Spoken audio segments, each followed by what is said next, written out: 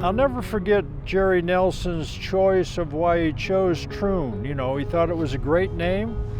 He wanted to honor me.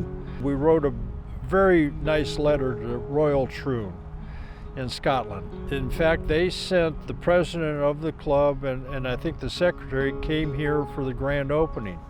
He came up with a unique name, very flattering to me, not because I won the tournament so much, just because I had so many memories of that golf course, Royal Troon. Things that work will always work, and things that are unique and different will always be remembered, and that's what you want. You want a memorable experience when you play golf. It has to be a pretty setting, it has to be a fair challenge, and you should get proper reward if in fact you've hit the proper shot. And that was our basic philosophy. A lot of things have to be challenged here to get a good reward in playing this hole. When you play at that time it was Weiskopf Moorish golf course, what are you going to see? What do you typically always see? A drivable or potentially reachable short par 4. That's our 4th hole. So it started right here. And we were actually hired because of that singular hole, number 4 here, by Dean Beeman. He said, this is really neat. And he said, well, we got to have one of those at Scottsdale. I said, absolutely. A big green with a lot of movement, separated by a muffin in the middle, so there's 3 greens in one. I'll define 1 par 5, 1 par 3, and I'll define 2 par 4s as my favorites, okay? My favorite par 5 of the 4 par 5s that all go in different directions and have different strategies and are all reachable for a very long hitter in 2 is number 3. This is the new tee at number 3. It's an uphill par 5, bunkered off the tee on the right.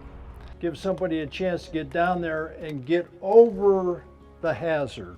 Then you must cross with your second shot a land bridge of a washed area that parallels that right fairway and crosses in front, so it requires to get over that wash and avoid the wash into a second landing area if you can't reach the green.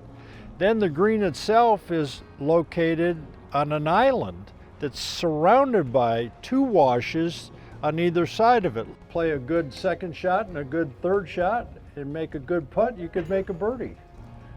Sounds pretty easy. So it was a very natural situation given to us by the situation of the washes on that hole. My favorite par 3 is number 15. Even though the 13th hole is called the postage stamp, and that was completely contrived, that hole. It was just a valley down there.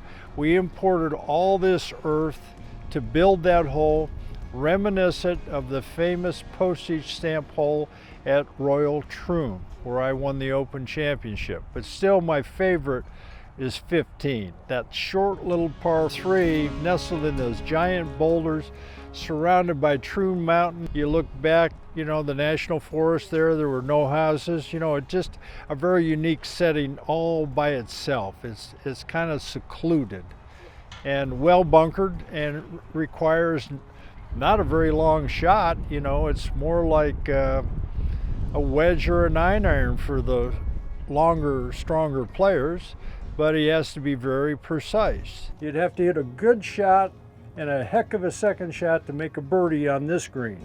My favorite par 4 has to be 14.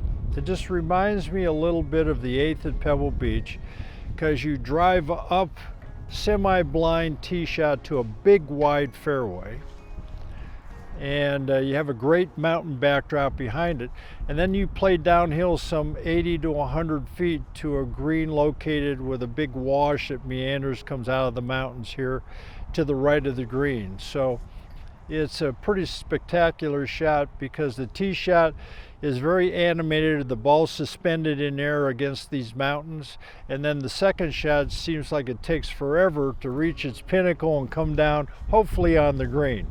So that's But there's so many good holes here. The word gun sight comes from the front blade, that little triangle there, through the back sight of a rifle. Gun sight. That's the hole that we dynamited the ridge that probably is 15 to 20 feet tall. A section of it, so instead of playing blindly over that, if we had to do that, we got permission to use the dynamite. It fractured it, and so we gave a slot of play and visibility through that wall of stone and boulders. Then you have a pinnacle out there that reminded me of a gun sight, you know, at the end of a rifle.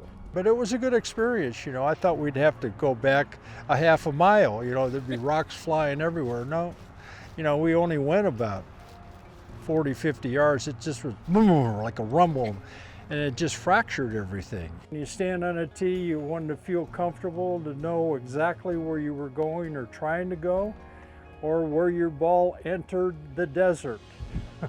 I would say make sure that you use the club that you can hit the straightest off the tee. And if it's a 3-wood or a 5-wood, then play the tee that's appropriate for you in playing that hole effectively and efficiently, you know, where you're not over challenged because of distance, you know, but you've got to be straight. It's really a tee shot golf course. The greens are pretty small, very traditional in that respect. You know, they reflect back to an old style course. I just hope at the end of the day, and I know this is going to be evident, there's going to be a lot of happy members. I'm confident of that, and I think we did the best job we possibly could for this golf course and for this membership. And never made it easier by any means, or even harder.